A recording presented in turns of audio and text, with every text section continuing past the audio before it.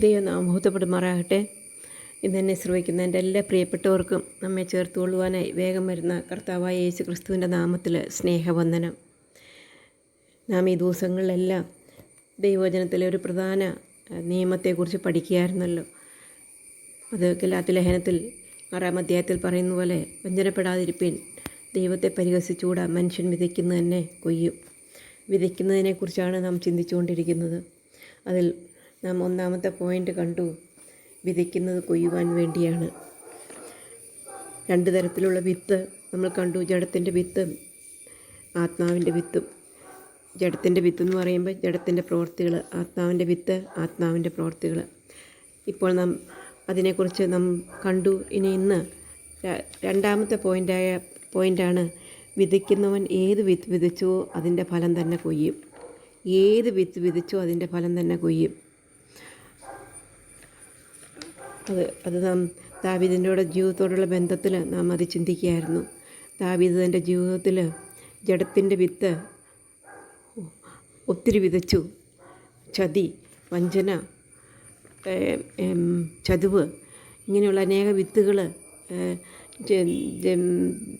യാക്കോബിൻ്റെ ജീവിതത്തിൽ യാക്കോബ് വിതച്ചു. അതിൻ്റെ അനുപാതികമായിട്ട് ദാവീദ് കൊയ്യുന്നതായിട്ട് നമുക്ക് കാണുവാനായിട്ട് സാധിക്കും. ഏത് വിത്ത് വിതച്ചതോ അതിൻ്റെ ഫലം, ജഡത്തിൻ്റെ വിത്ത് വിതച്ചതോ ജഡത്തിൻ്റെ ഫലം യാക്കോബ് കൊയ്തു. എന്നാൽ യാക്കോബിനോടുള്ള ജീവിതത്തിൽ ആത്മാവിൻ്റെ വിത്ത് വിതച്ചതും നമുക്ക് കാണുവാനായിട്ട് സാധിക്കും. അപ്പോൾ ആത്മാവിൻ്റെ വിത്ത് വിതച്ചതിൻ്റെ ഫലം നമുക്കൊന്ന് ശ്രദ്ധിക്കാം. അതിനു മുമ്പായിട്ട് നമുക്കൊരു വേദഭാഗം വായിക്കാം. ഹോശേയ 12-ാം അധ്യായത്തിൻ്റെ 2-ാം വാക്യം. യഹോവയ്ക്ക് യഹൂദിയോടൊരു വ്യവഹാരമുണ്ട്. അവന് യാക്കോബിൻ്റെ അവൻ്റെ നടപ്പിന് തക്കവണ്ണം സന്ദർശിക്കും, അവൻ്റെ പ്രവൃത്തികൾക്ക് തക്കവണ്ണം അവന് പകരം കൊടുക്കും. ഇവിടെ കാണാനായിട്ട് സാധിക്കുന്ന യാക്കോബിനോടുള്ള ബന്ധത്തിൽ ഹോശേയ പ്രവചനം പറയുകയാണ്, യാക്കോബ് എങ്ങനെ വിതയ്ക്കുന്നുവോ, എങ്ങനെ പ്രവൃത്തി ചെയ്യുന്നുവോ അവൻ അതിനനുസരിച്ച് അവന് കിട്ടും എന്നുള്ളത് ദൈവത്തിൻ്റെ വചനം പറയുന്നു. അപ്പോൾ യാക്കോബിൻ്റെ ജീവിതത്തിൽ നാം കണ്ടു, അവൻ ജഡത്തിൻ്റെ വിത്ത് ഒത്തിരി വിതച്ചു. ജഡത്തിൻ്റെ വിത്തായ ചതി, വഞ്ചന, കളിപ്പീര്, അപമാനം, ഇതെല്ലാം അവൻ വിതച്ചു. അതിൻ്റെ എല്ലാം അനുസരിച്ച് അവനെ കൊയ്തു. എന്നാൽ യാക്കോബിൻ്റെ ജീവിതത്തിൽ ഒരു ചേഞ്ച് വന്നു. അതോടുകൂടി അവൻ്റെ ജീവിതം തന്നെ ആകെ മാറിപ്പോകുന്ന ഒരവസ്ഥ നമുക്ക് കാണുവാനായിട്ട് സാധിക്കും. അത് ഉൽപ്പത്തി പുസ്തകം 32-ാം അധ്യായത്തിൽ അത് കാണുവാനായിട്ട് സാധിക്കും. യാക്കോബ് തിരിച്ച് തൻ്റെ ജ്യേഷ്ഠനെ ചതിച്ച് അവകാശങ്ങളെല്ലാം മേടിച്ചു. അവസാനം യാക്കോബിനെ ചതിച്ചു. അതിനുശേഷം തിരിച്ച് അവൻ മക്കളെയും കൊണ്ട് തൻ്റെ വീട്ടിലേക്ക് ഏശാവിൻ്റെ അടുത്തേക്ക് പോരുകയാണ്. ആ സമയത്താണ് നമ്മൾ അത് വാക്യം കാണുന്നത്. 32-ാം അധ്യായത്തിൻ്റെ 24-ാം വാക്യത്തിൽ, അപ്പോൾ ഒരു പുരുഷൻ ഉഷസാകുവോളം അവനോട് മല്ല് പിടിച്ചു. അവനെ ജയിക്കില്ലെന്ന് കണ്ടപ്പോൾ അവൻ്റെ തുടയുടെ തടം തൊട്ടു. ആകയാൽ അവനോട് മല്ല് പിടിക്കൽ യാക്കോബിൻ്റെ തുടയുടെ തടം ഉളുക്കിപ്പോയി. എന്നെ വിടുക, ഉഷസുദിക്കുന്നുവല്ലോ എന്നവൻ പറഞ്ഞതിന്, നീ എന്നെ അനുഗ്രഹിച്ചല്ലാതെ ഞാൻ നിന്നെ വിടുകയില്ല എന്നവൻ പറഞ്ഞു. നിൻ്റെ പേരെന്തെന്ന് അവനോട് ചോദിച്ചതിന് യാക്കോബ് എന്നവൻ പറഞ്ഞു. നീ ദൈവത്തോടും മനുഷ്യരോടും മല്ല് പിടിച്ച് ജയിച്ചതുകൊണ്ട് നിൻ്റെ പേർ ഇനി യാക്കോബ് എന്നല്ല ഇസ്രായേൽ എന്ന് വിളിക്കപ്പെടുമെന്ന് അവൻ പറഞ്ഞു. യാക്കോബിനോട് നിൻ്റെ പേർ എനിക്ക് പറഞ്ഞു തരണം എന്ന് അപേക്ഷിച്ചു. നീ എൻ്റെ പേർ ചോദിക്കുന്ന എന്തെന്ന് അവൻ പറഞ്ഞു. അവിടെ വെച്ച് അവനെ അനുഗ്രഹിച്ചു. ഞാൻ ദൈവത്തെ മുഖാമുഖമായി കണ്ടിട്ടും എനിക്ക് ജീവഹാനി വന്നില്ല എന്ന് യാക്കോബ് പറഞ്ഞ ആ സ്ഥലത്തിന് പെനിയേൽ എന്ന് പേരിട്ടു. ഇവിടെ നമുക്ക് ദൈവവുമായിട്ടുള്ള ഒരു മൽപ്പിടുത്തം, അല്ലെങ്കിൽ ദൈവവുമായിട്ടുള്ള ഒരു ബന്ധം ഇവിടെ നമുക്ക് കാണുവാനായിട്ട് സാധിക്കും.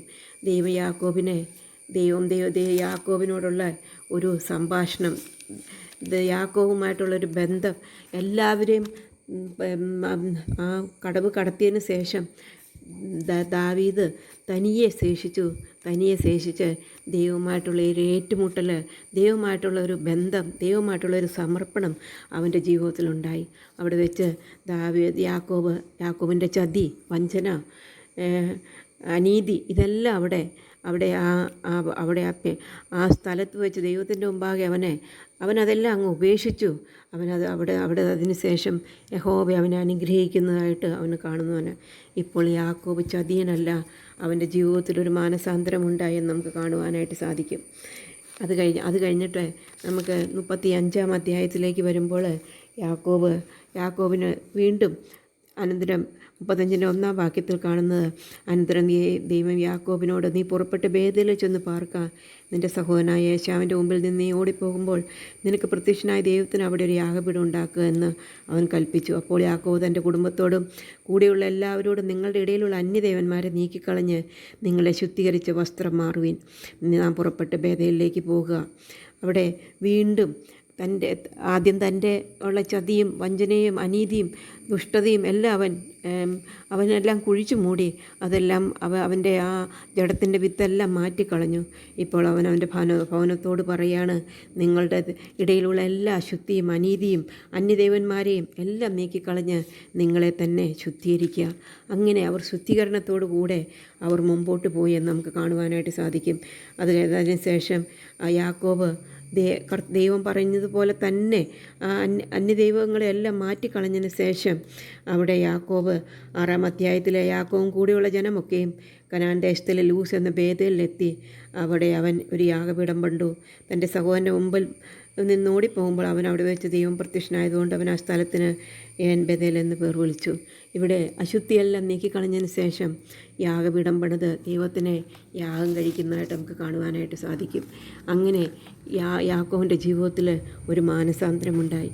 അവൻ്റെ ചതുവെല്ലാം മാറ്റി അവൻ ആ ജഡത്തിൻ്റെ വിത്ത് ആവോളം മെതിച്ചു. അതിൻ്റെ ഫലവും അവന് കിട്ടി. എന്നാൽ ഇവിടെ അവൻ ആത്മാവിൽ ദൈവവുമായിട്ടുള്ള ബന്ധം ആ സ്നേഹബന്ധം അവന് വീണ്ടും അത് തിരിച്ചു കിട്ടുവാനായിട്ട് ഇടയായിട്ട് തീർന്നു. ആത്മാവിൻ്റെ വിത്ത് വിതച്ച് തുടങ്ങിയതോടുകൂടെ അവൻ്റെ ജീവിതത്തിൽ അശുദ്ധി മാറ്റിക്കളഞ്ഞതോടുകൂടെ ദൈവവുമായിട്ടുള്ള ബന്ധം അവനുണ്ടായി. അവൻ വ്യത്യാസപ്പെട്ടെന്ന് നമുക്ക് കാണുവാനായിട്ട് സാധിക്കും. 35-ൻ്റെ 9-ാം വാക്യത്തിൽ നാം കാണുന്നത്, യാക്കോബ് പദ്ദൻഅരാമിൽ വന്ന ശേഷം ദൈവം അവനെ പിന്നെയും പ്രത്യക്ഷനായി അവനെ അനുഗ്രഹിച്ചു. ദൈവം അവനോട്, നിൻ്റെ പേർ യാക്കോബ് എന്നല്ല, ഇനി നിനക്ക് യാക്കോബ് എന്നല്ല ഇസ്രായേൽ എന്ന് തന്നെ പേരാകണമെന്ന് കൽപ്പിച്ചു. അവൻ ഇസ്രായേൽ എന്ന പേരിട്ടു. ദൈവം പിന്നെയും അവനോട്, ഞാൻ സർവ്വശക്തിയുള്ള ദൈവമാകുന്നു. നീ സന്താനപുഷ്ടിയുള്ളവനായി പെരുക. ഒരു ജാതിയും ജാതികളുടെ കൂട്ടവും നിന്നിൽ നിന്ന് ഉത്ഭവിക്കും. രാജാക്കന്മാരും നിൻ്റെ കടിപ്രദേശത്ത് നിന്ന് പുറപ്പെടും.